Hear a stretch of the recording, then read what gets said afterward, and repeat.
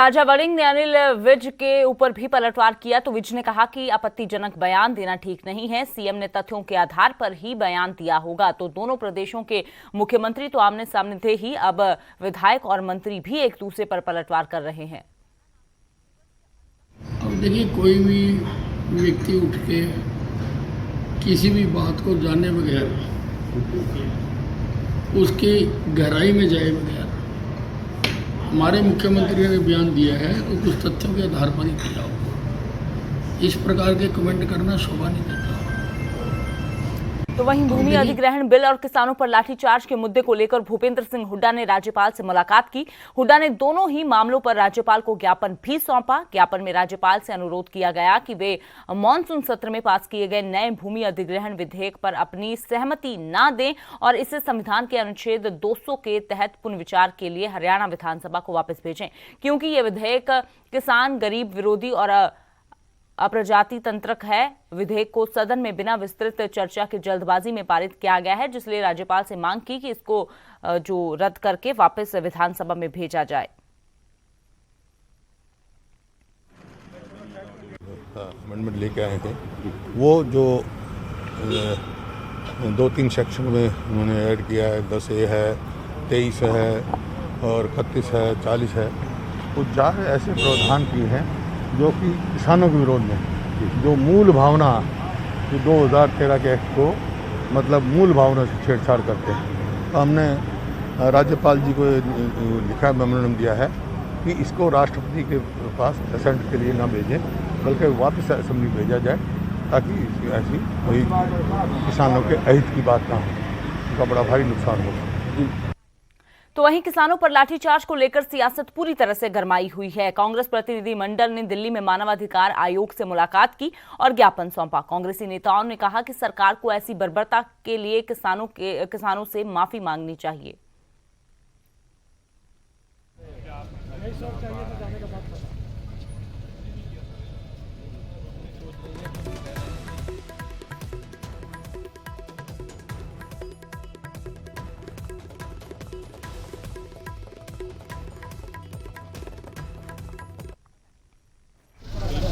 हमने जो मांग थी, जो खासतौर से किसानों के साथ जिस तरीके से जो क्रूरतापूर्वक, बर्बरतापूर्ण जो एक रवैया था, जो अत्याचार जो उनके साथ हुआ है, उसके खिलाफ हम लोग मांग रखने गए थे। जो अधिकारी की जो भाषा शैली है, इतनी आपत्तिजनक, और किसी भी संवेदनशील, ये अधिकारी नियुक्त किए जाते हैं जनता की समस्या का समाधान करने, ना कि उनके सिर चुटेल करने के लिए। और उनकी भाषा शैली इस बात को दर्शाती थी कि वो किसी अंग्रेज शासक से कम की भाषा शैली नहीं थी, जिन्होंने हमारे ऊपर सैकड़ों वर्ष राज किया।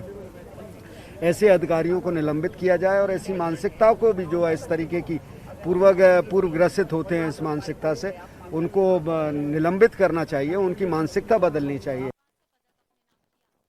कि ये सरकार, हरियाणा सरकार, देश की सबसे बड़ी किसान विरोधी सरकार, 10 महीने से हरियाणा में खुला मानव अधिकारों का, किसानों का उल्लंघन चल रहा है। कहीं किसान पे लाठी बरसाई जा रही है, जो करनाल जिसका उदाहरण है, कहीं आंसू गैस के गोले छोड़े जा रहे हैं, तो कहीं वाटर कैनन की बौछारें, तो कहीं देशद्रोह के झूठे मुकदमे।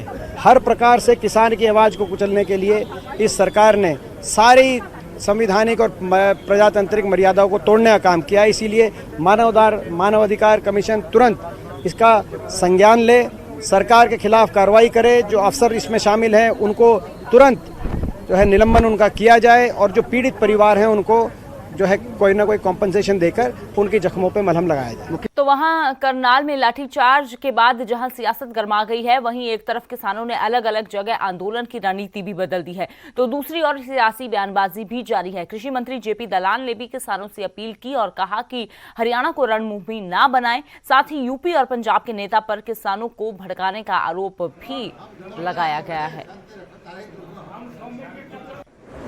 अब इलेक्शन आ गए तो पंजाब के मुख्यमंत्री जी ने गन्ने का भाव बढ़ाया और किसान नेता उनको लड्डू खिला रहे हैं। बाजरे का खरीद राजस्थान में हो नहीं रही, हमारी डबल रेट में खरीद हो रही है। राजस्थान में ये किसान नेता कोई आंदोलन नहीं कर रहे। मुझे एक चीज़ जो चित्ते समझ में नहीं आता कि हरियाणा को क्यों रणभूमि बना रखा है। नेता दूसरे प्रदेशों के हैं, हमारे भोले भाले किसानों की जान के पीछे क्यों लगे हुए हैं। और कहीं भी किसी भी प्रदर्शन में ये नेता आगे नहीं होते, भड़का के चले जाते हैं और नुकसान होता है तो भोले भाले किसान का होता है। तो वहीं लाठीचार्ज के बाद जहां सियासत गरमाई हुई है, वहीं बीजेपी के खिलाफ किसानों का गुस्सा और भी ज्यादा बढ़ गया है। सीएम मनोहर लाल खट्टर के खिलाफ टिकरी बॉर्डर पर आंदोलन कर रहे किसानों ने रोष जताया। किसानों ने मुख्यमंत्री के खिलाफ जमकर नारेबाजी की। प्रदर्शनकारियों के मुताबिक आंदोलन करने वाले किसान किसी राजनीतिक पार्टी से संबंधित नहीं है। पंजाब के मुख्यमंत्री के खिलाफ भी आंदोलनकारी किसानों ने खूब प्रदर्शन किए हैं। ऐसे में कैसे आंदोलनकारी किसानों को पंजाब के मुख्यमंत्री का समर्थन हो सकता है? किसानों का कहना है कि सरकार उनकी मांगे जल्द मान लेती है तो वो खुद अपने घर चले जाएंगे।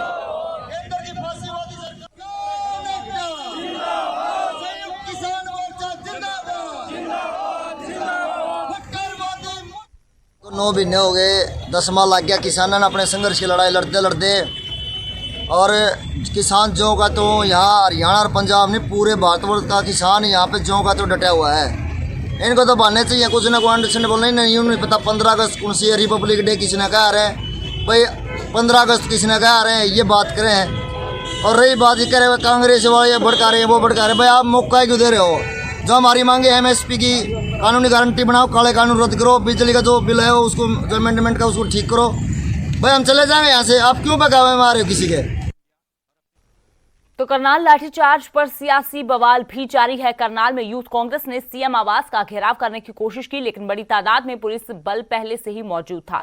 बैरिकेड्स लगाए गए और प्रदर्शनकारियों को रोक लिया गया। पुलिस और यूथ कांग्रेस कार्यकर्ताओं के बीच झड़प भी हुई। इसके बाद कार्यकर्ताओं ने तहसीलदार को सीएम के नाम ज्ञापन सौंपा और दोषी अफसरों के खिलाफ कार्रवाई की मांग की है।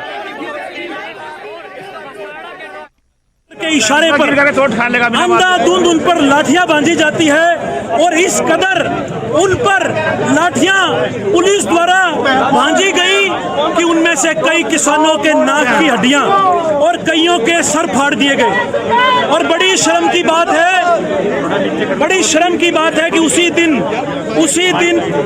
उसी दिन घरोंडा में हमारे एक किसान साथी की पुलिस की लाठियों की वजह से वो किसान हमारा साथी शहीद हो गया। आज ये सरकार घमंड के नशे में चूर है। लगातार किसान इसके खिलाफ आवाज उठा रहे हैं, पर जगह जगह प्रदेश में उनकी आवाज दबाने का काम इस घमंडी मुख्यमंत्री मनोहर लाल खट्टर द्वारा नरेंद्र मोदी के इशारे पर किया जाता है। तो वहीं बात करते हैं अब जलियांवाला बाग की, जहां नवीनीकरण को लेकर सियासत गरमा गई है। कांग्रेसी सांसद राहुल गांधी और पूरी पार्टी इसके रेनोवेशन को लेकर मोदी सरकार पर हमले कर रही है। तो वहीं पंजाब के मुख्यमंत्री कैप्टन अमरिंदर सिंह ने उनकी किरकिरी ही करवा दी। दरअसल हुआ यूं कि कैप्टन अमरिंदर सिंह ने इस मामले पर केंद्र सरकार को क्लीन चिट दे दी और उन्होंने कहा कि उद्घाटन कार्यक्रम में वे थे और मेरे हिसाब से जलियांवाला बाग रेनोवेशन बहुत बढ़िया है, वो अच्छा लग रहा था। तो एक और जहां राहुल गांधी सवाल खड़े कर रहे हैं, केंद्र सरकार पर शहीदों का अपमान करने के आरोप लगा रहे हैं, तो वहीं दूसरी ओर कैप्टन अमरिंदर सिंह के सुर उनसे बिल्कुल उलट नजर आ रहे हैं। जरा रेनोवेट किया है सेंट्रल गवर्नमेंट ने सर। राहुल गांधी ने भी ट्वीट किया है sir. Well, I only can tell you that from the I don't know what has been removed, लेकिन जो मैंने देखा है उस रात को जब मैं भी उस रात को बोला था, to me it looked very nice. 100 years, 102 years have passed. 102 years में कहीं तेरे आ जाती हैं, कुछ हो जाते हैं, तो it looks very nice. But I do not know what to eat.